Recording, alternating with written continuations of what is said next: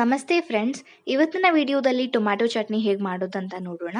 ಮೊದಲಿಗೆ ಒಂದು ಬಾಣಲಿಗೆ ಸ್ವಲ್ಪ ಎಣ್ಣೆಯನ್ನು ಹಾಕ್ಕೊಂಡು ಅದಕ್ಕೆ 8ರಿಂದ 10 ಬೆಳ್ಳುಳ್ಳಿ ಹಸಲನ್ನು ಸೇರಿಸ್ಕೊಂಡು 3 ಖಾರದ ಮೆಣಸಿನಕಾಯಿ ಹಾಗೂ ಒಂದೆರಡು ಗುಂಟೂರು ಮೆಣಸಿನಕಾಯಿನ ಹಾಕ್ಕೊಂಡು ಚೆನ್ನಾಗಿ ಬಾಡಿಸ್ಕೊಳ್ಳಿ.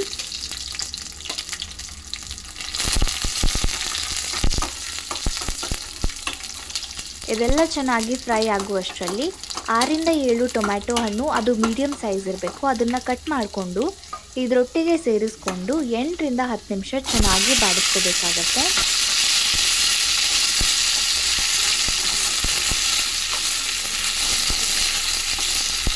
ಇದೆಲ್ಲ ಚೆನ್ನಾಗಿ ಬಾಡಿಸ್ಕೊಂಡಾದ್ಮೇಲೆ ಇದನ್ನು 5 ನಿಮಿಷ ಆರ್ಲಿಕ್ಕೆ ಬಿಟ್ಟು 5 ನಿಮಿಷ ಆದಮೇಲೆ ಇದನ್ನು ಚೆನ್ನಾಗಿ ಗ್ರೈಂಡ್ ಮಾಡ್ಕೊಳ್ಳಿ.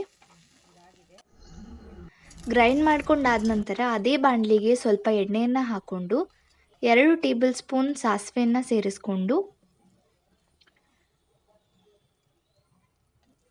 ಸ್ವಲ್ಪ ಕರಿಬೇವು ಹಾಗೂ 1 ಚಿಟಿಕೆ ಹಿಂಗನ್ನು ಹಾಕ್ಕೊಂಡು ಒಗ್ಗರಣೆಯನ್ನು ರೆಡಿ ಮಾಡ್ಕೊಳ್ಳಿ. ಒಗ್ಗರಣೆಯನ್ನು ರೆಡಿ ಮಾಡ್ಕೊಂಡಾದ ನಂತರ ಆಗಲೇ ಮಾಡಿಟ್ಕೊಂಡಿದ್ವಲ್ಲ ಮಿಶ್ರಣ, ಅದಕ್ಕೆ ಸ್ವಲ್ಪ ರುಚಿಗೆ ತಕ್ಕಷ್ಟು ಉಪ್ಪನ್ನು ಹಾಕ್ಕೊಂಡು ಚೆನ್ನಾಗಿ ಮಿಕ್ಸ್ ಮಾಡಿಕೊಂಡು ಆ ಮಿಶ್ರಣವನ್ನು ಈ ಒಗ್ಗರಣೆಗೆ ಸೇರಿಸ್ಕೊಂಡು ಹಸಿ ವಾಸನೆ ಹೋಗಿ ಇದು ಕುದಿ ಬರೋ ತನಕ ಚೆನ್ನಾಗಿ ಬೇಯಿಸ್ಕೊಂಡ್ರೆ ರುಚಿಯಾದ ಟೊಮ್ಯಾಟೊ ಚಟ್ನಿ ಸವಿಯಲು ಸಿದ್ಧ. ಈ ರೆಸಿಪಿ ನಿಮಗೆ ಇಷ್ಟವಾಗಿದ್ದರೆ ಲೈಕ್ ಮಾಡಿ, ಶೇರ್ ಮಾಡಿ ಹಾಗೂ ಈ ಚಾನಲ್ಗೆ ಸಬ್ಸ್ಕ್ರೈಬ್ ಮಾಡಿ. Thank you so much for watching this.